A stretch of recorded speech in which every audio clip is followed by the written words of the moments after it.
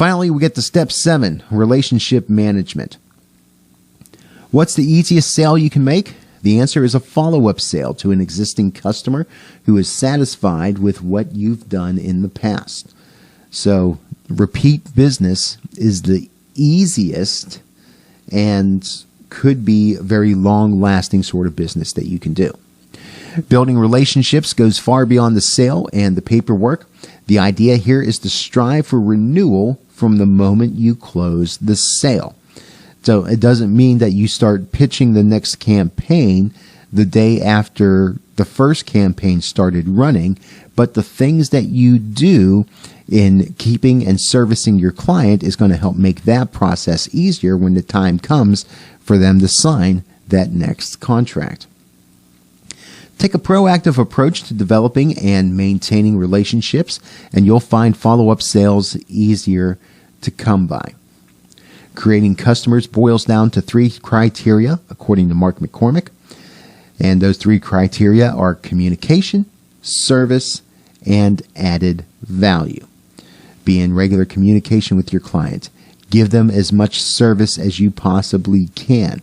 And whenever there's opportunities to be able to give them little bonuses, little extras for being a client, do that as much as you can.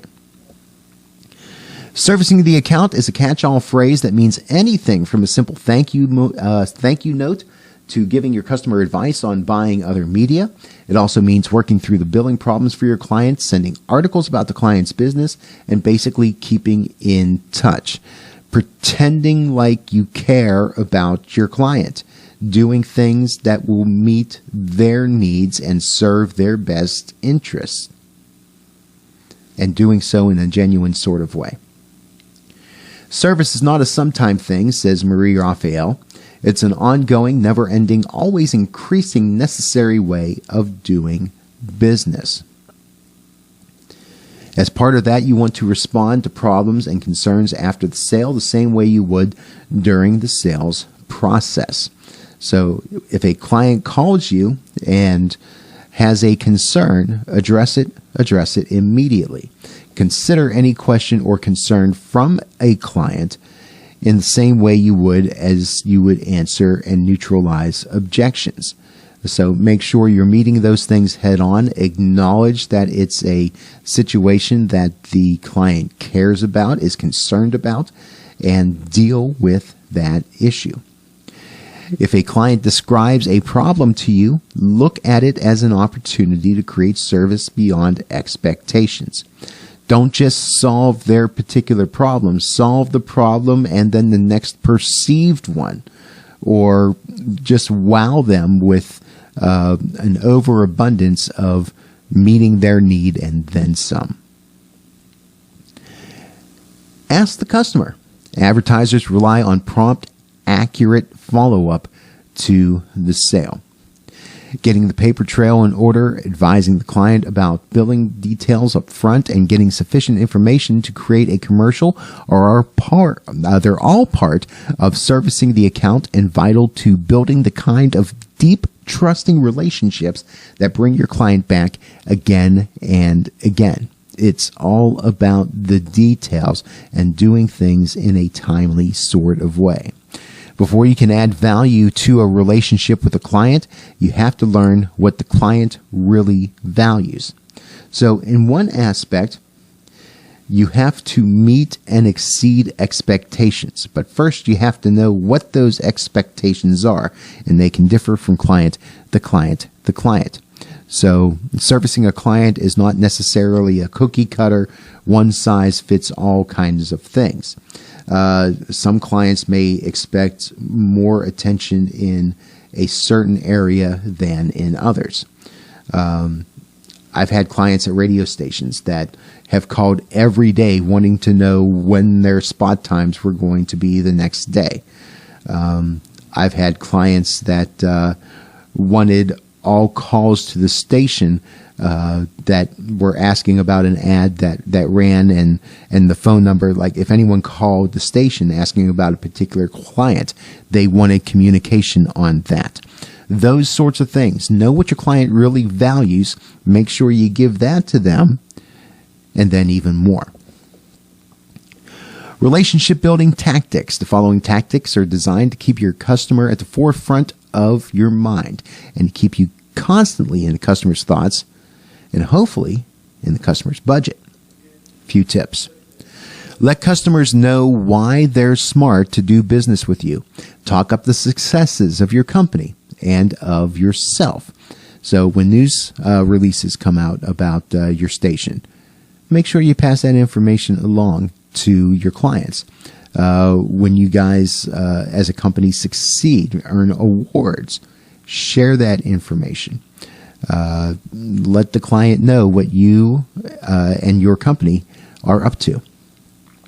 Keep customers informed about themselves. Be a fact-gathering service for the customer's own business. If you learn things about their competition, if you learn things about industry trends, pass those things along and say, hey, I saw this. Did you see it? Just wanted to make sure you were aware.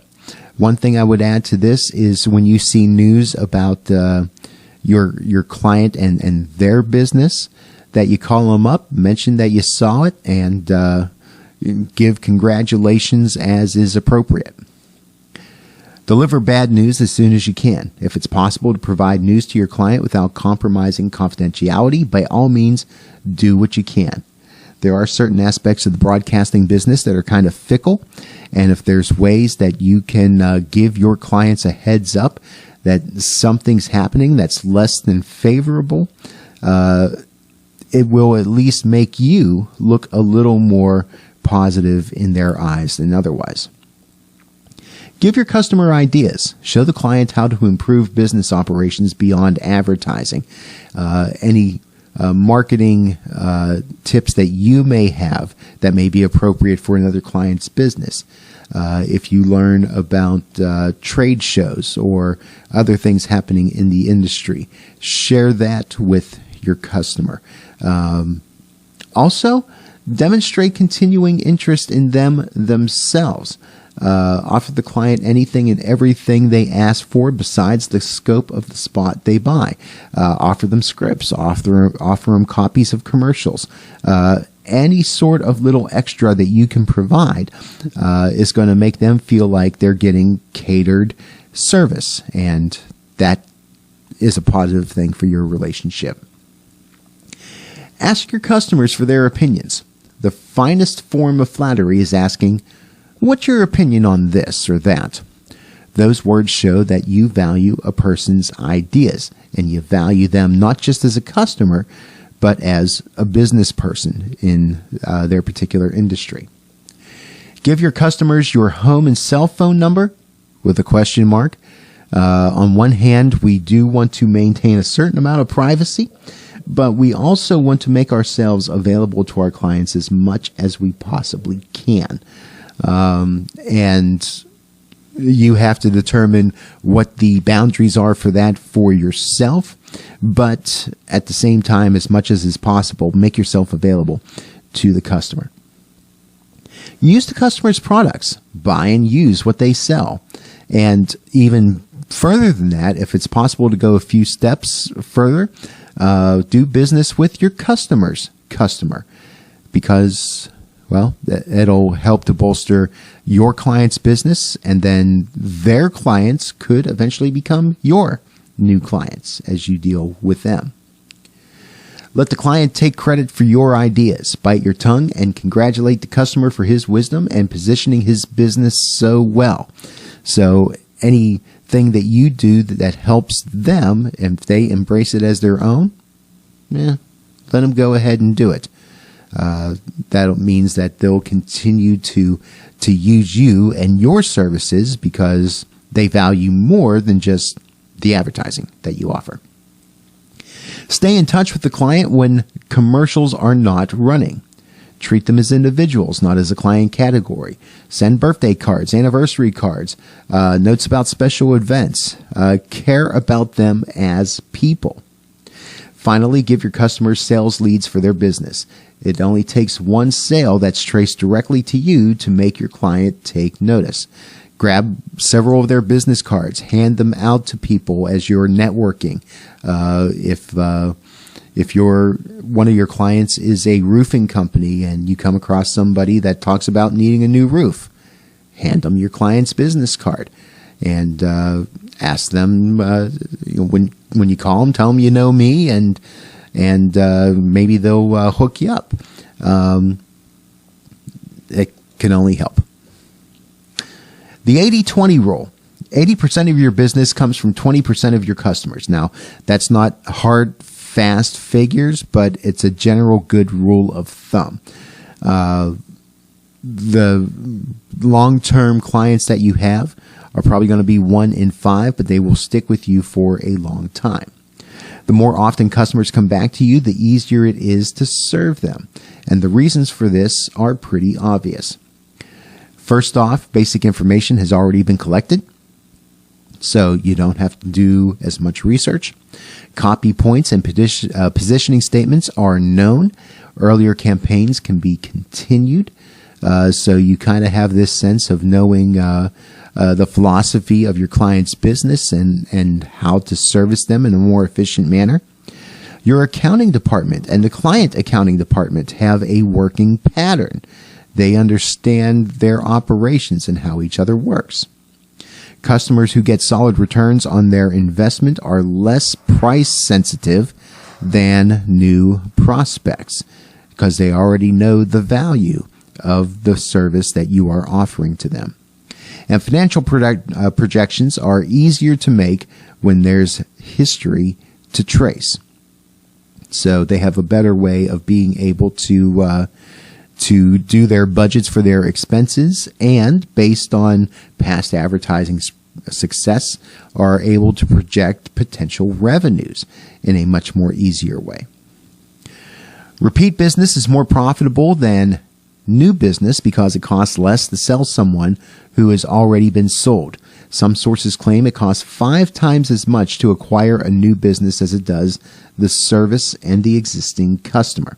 What that means is that because you're not spending time and money and resources on creating new presentations and making phone calls and doing meetings with new prospects, the older prospects, the ones that are already your customers, again, you've got that relationship developed, so it doesn't take the amount of investment as it does to be able to keep them as opposed to going out and getting new business.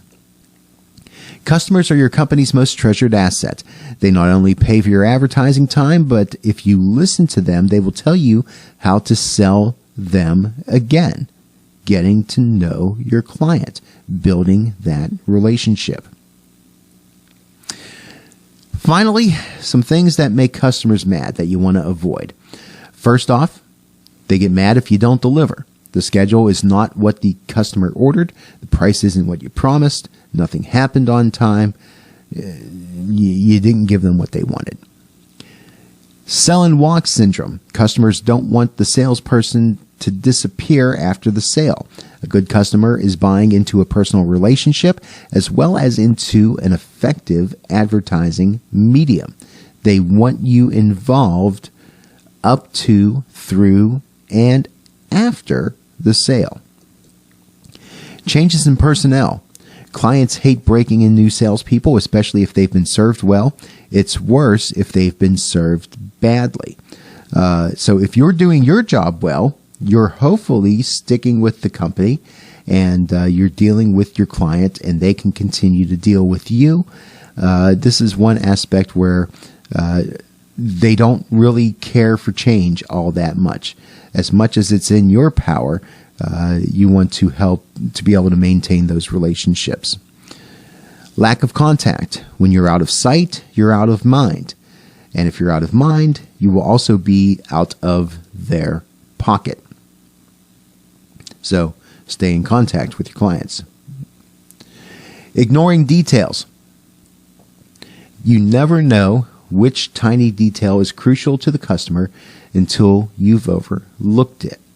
So make sure you understand your client's needs, your client's expectations, meet them and exceed them.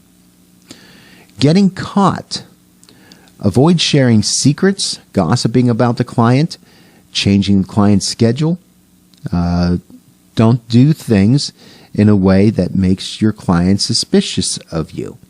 Again, this is where honesty and being upfront as quickly as possible is going to benefit you a long way. One final statistic to close out this chapter. Business writer Terry Varva says that 91% of unhappy customers will never again buy from a company that doesn't satisfy them. Worse yet, they'll announce their dissatisfaction to at least 9 other people. Bad news travels fast. Bad news works fast. It takes a lot of hard work to develop a trusting relationship with a client. A lot of investment of time and money. It is a hard go. And when you get to the point that you have that trust relationship, it can reap significant rewards. But the punishments are greater and more numerous and more severe when you don't meet the needs of a client, because not only will you make them unhappy, they will be sure to tell other people why they are not happy with you, and that can ruin future prospects for business. So there you have it. There finally is the end of chapter 2 and the 7 steps of the sales cycle process. You're going to be looking at study questions for this chapter. We'll be doing a couple projects related to this chapter. And of course, we'll be talking about these things in class.